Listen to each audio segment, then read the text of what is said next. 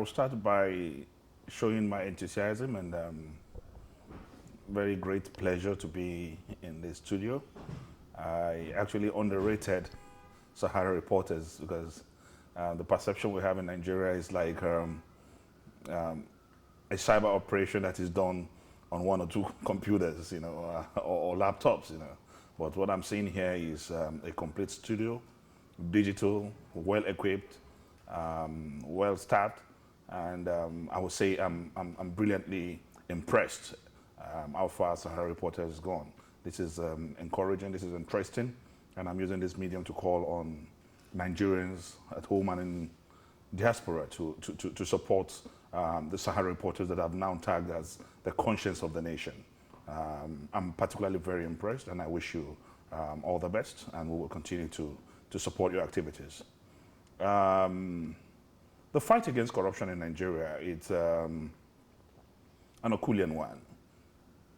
There's a popular saying that when you fight corruption, corruption fights back at you. It's not easy to fight corruption, especially in Nigeria. The intimidation, the incessant arrest, the threat involved. Sometime in April this year, there was an attempt on my life, gunshots all over my car and all that. But for me, I'm resolute. I'm resolute that the battle to deliver this country from economic cankerworms, from financial vultures, from inept leadership, I've always repeatedly said, is a battle of no retreat, no surrender. I have always told those who care to listen that I am interested in the future of my grandchildren that I may never know. Corruption is a reason why we are where we are in Nigeria. Corruption is the bane of our development. Corruption is responsible for insurgencies, it's responsible for insecurity, it's responsible for bad roads, it's responsible for our hospitals that are now mere consulting clinics, it's responsible for the level of education in the country, and now is with impunity. So the only solution we have is for everyone to come out and fight this satanic character called corruption in Nigeria. Unfortunately, the President of the Federal Republic of Nigeria, and indeed his government, have shown more than ever before that they are not ready to fight corruption, because this particular government is the most corrupt government. The government of Goodluck Ebele Azikiwe Jonathan is the most corrupt in the history of Nigeria. Corruption has graduated from the stealing of millions to billions and now trillions. And I speak, and I'm bold to say that in this government, since President Jonathan assumed office, not one single political office holder have been prosecuted and jailed. Take, for example, in the petroleum industry, the NNPC, the Nigerian National Petroleum Corporation, is responsible for the importation of 51% of refined products. But today, government is prosecuting oil marketers. Oil marketers are responsible for less than 50% importation of refined products. Those they are prosecuting, none of them has been jailed yet.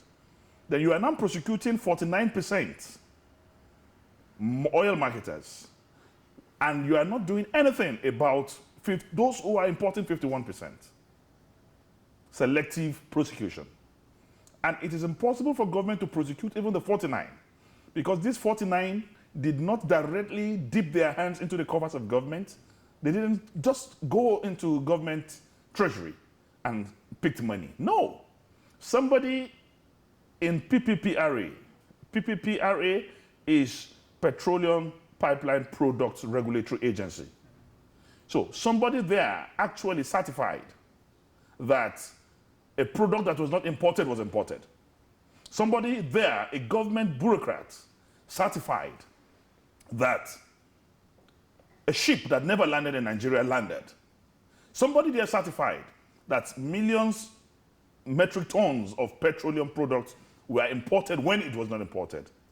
Because without the certification of PPPRA, it is impossible to pay marketers.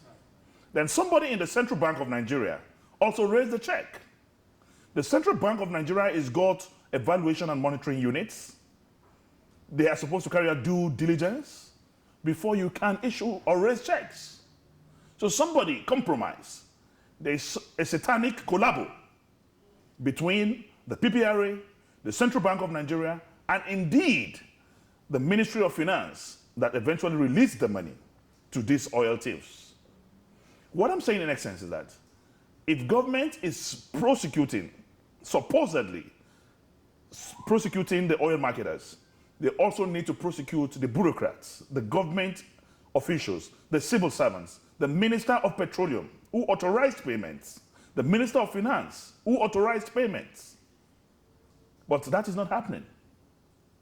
And as I speak, most of the ministers that have been indicted in this government are still sitting in government. The Minister of Petroleum is there, the Minister of Niger Delta is there, and a host of other ministers who convincingly, we have evidence against them. We've submitted petitions against them to the EFCC over 1 year ago, but not even one of them have been invited for questioning. So corruption in Nigeria is endemic, is systemic, and is becoming contagious.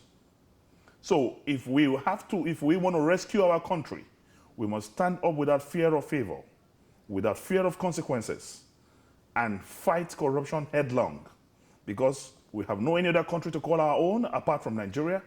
So we must do everything to rescue this country from these people whom the masses of Nigeria are actually helping to service their international jet-setting lifestyles. So in essence, I was in London, now I'm in New York. What we are doing is a global networking to host an anti-corruption protest here in New York. We've served the government of America letters this morning to get the permission to organize a massive protest that will internationalize the corruption in Nigeria and also help in fighting corruption. And we are mobilizing Nigerians from every facet of, every part of the world to come for that protest, that global protest against corruption in Nigeria that will be hosted here in the New York. And we are already networking, we're already consulting, we're already talking to people. We've served the letter today, by the grace of God, before the end of the week. We'll get the approval of the American government to organize that. And we're inviting all international media houses, the CNN, the Sahara reporters, the Al Jazeera, the BBC, and a host of others, Sky News and all that. We want to internationalize the fight against corruption, and we are calling for global attention on the fight against corruption in Nigeria so that there can be global pressure on our president, on our government, to do something meaningful. For example, in 2011, I was in the parliament. We passed a budget of 245 billion for subsidy. The government of Goodluck Ebele Azikiwe Jonathan ended up spending 2.3 trillion, over 2 trillion above the budget.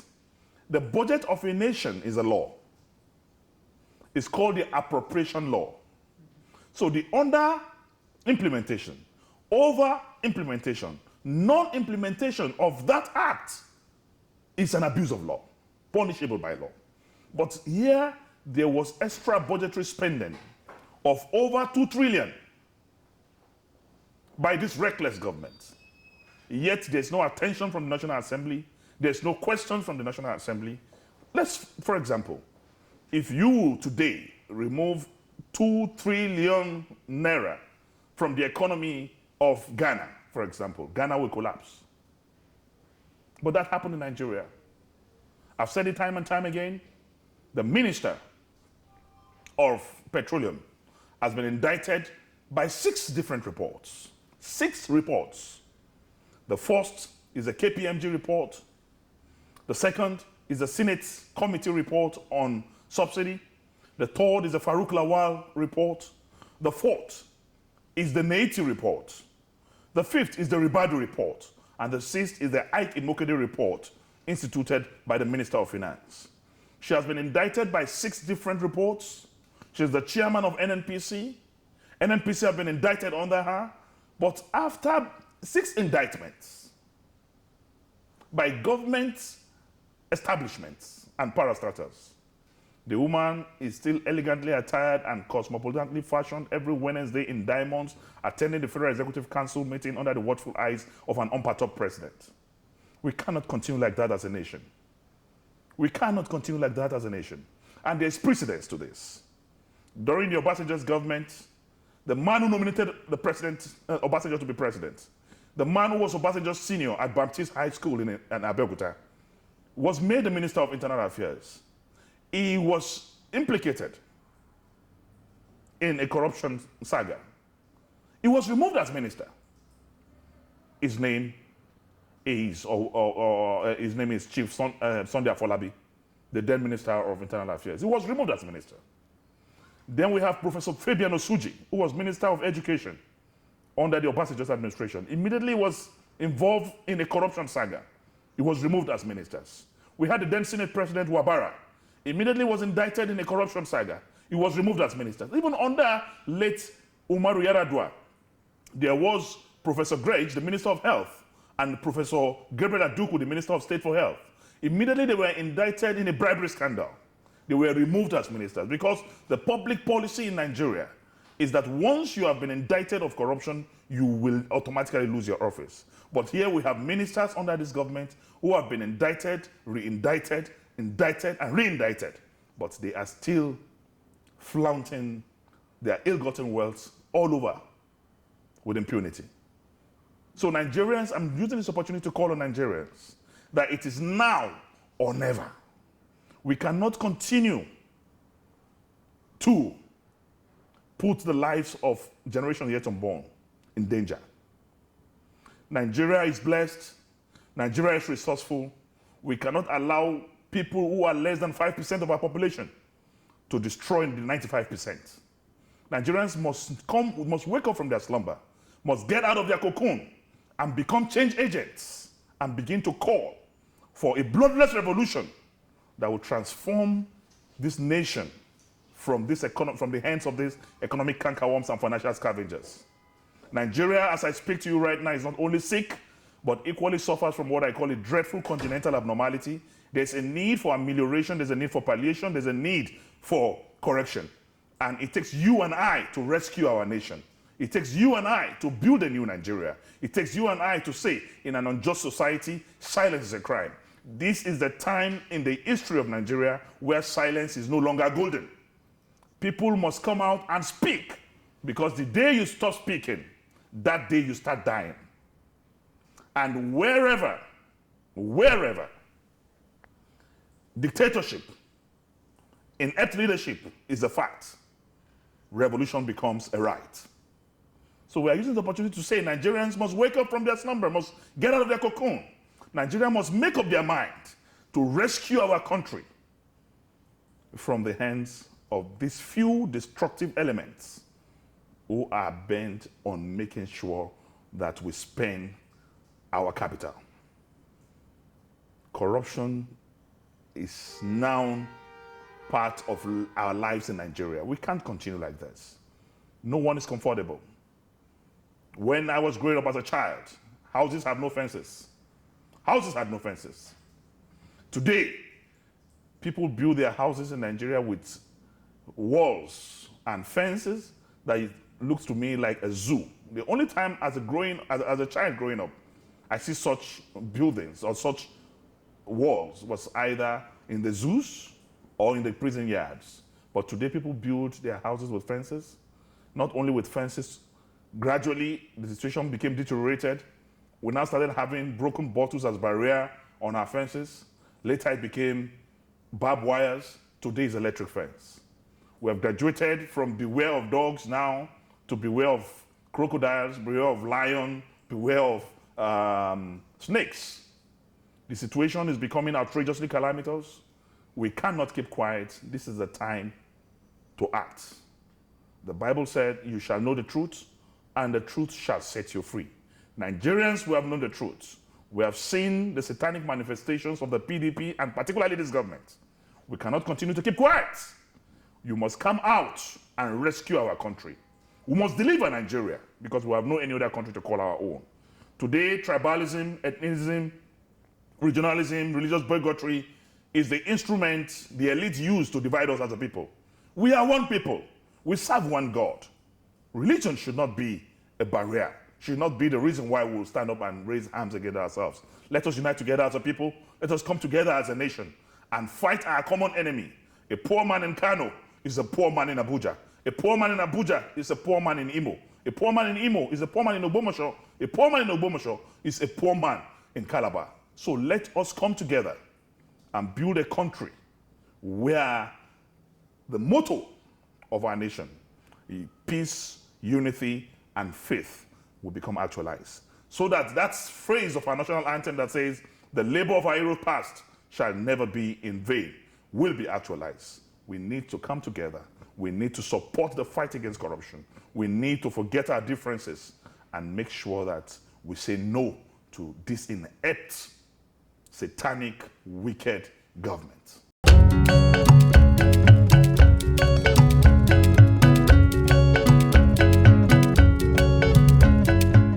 Basically what we're doing now, for the past 1 year, I've visited 12 Nigerian universities.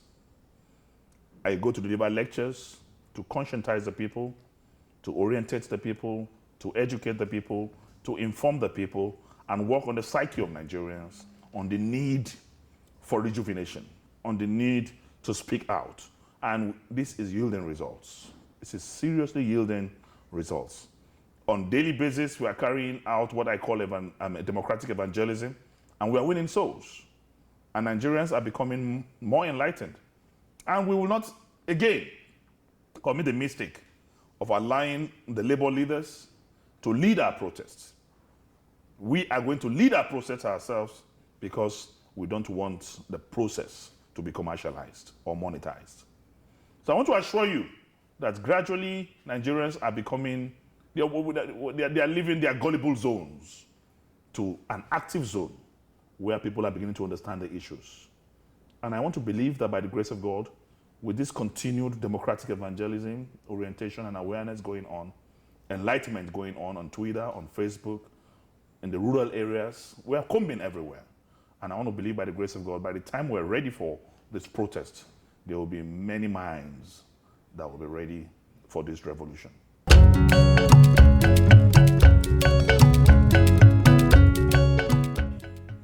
I will not want to react to the myopic and porous explanation of the then Commissioner of Police in Abuja. It was actually speaking the minds of his sponsors, because his explanation was very myopic. He said I was listening to cool music, so I didn't even know what hit the car. So my prayer for him is God will provide funds for him to get a Bentley and then get a gun and start shooting the Bentley by himself. I mean, that's crazy, you know. The explanation by the Nigerian police was stupid because they actually got to the scene of the incident 11 hours after the incident. And when the incident happened, I rushed to the police. The police was the first place I went. The first set of police I saw on the major road I spoke to, I told them, I just escaped that now. This is a Golf car. I told them the color of the car, and they had their communication gadgets on. I said, please call now so that they can cordon off that area and possibly arrest these people because they just left there now. The policeman told me that's not their beats. I said, no, use your radio. Speak to the police so that that area can be cordoned. There are 4 of them in number. There's a Golf car involved, the color of the car, the scene of the incident. They didn't do anything. They went in the morning. Later, they said they didn't find any bullets. They went there without me. So maybe they needed celestial powers to actually know the very spot where the incident took place, because I was not there with them. They didn't even come for me. And before I got to the Commissioner of Police, the report of the incident in the morning was ready. He told me the report was ready. He's taking it to the IG. I said, how can a report be ready without hearing from me? You've not even taken my statements. So how can you have a prepared report to the IG? So at the end of the day, it's part of what we're saying. When you fight corruption, corruption fights back at you. But honestly, I'm not disenchanted. I'm not disillusioned. I'm not perturbed. I'm not discouraged. I'm rather motivated by either attacks because my life is hidden in the hands of God. What I'm doing, if I'm doing it with sincerity of purpose, of heart and commitment, the Almighty God I serve is able to deliver me. And that's my anchor. But I'm not killable by man. And I will never be afraid. I'm not afraid. I fear no soul. I will respect souls. And I want to believe that the battle to salvage our country and our economy from these gerontocratic leaders is a battle of no retreat, no surrender.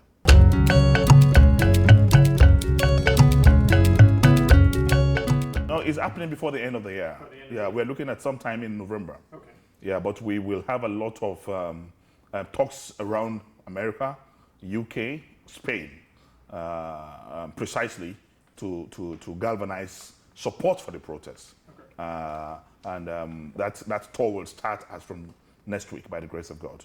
And consultation will continue, networking will continue. And by the grace of God, we are going to stage a global protest like never before to internationalize the issues of corruption in Nigeria and call global attention to Nigeria and the endemic corruption that is inherent.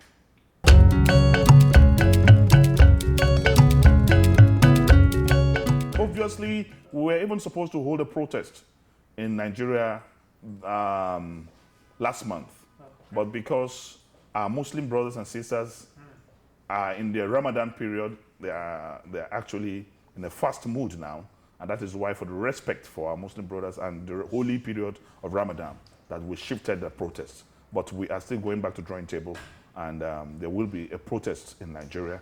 But for now, attention is on the international protest here in New York. Well, Mr. Melaye, thank you so much for being with us here on SaharaTV. It was a great pleasure, and thank you for sharing with us your upcoming fight on a global level against corruption in Nigeria. Thank you very much. The pleasure is mine, and I will continue to appreciate the effort of Sahara reporters in building a just and egalitarian society. Thank you. Thank you.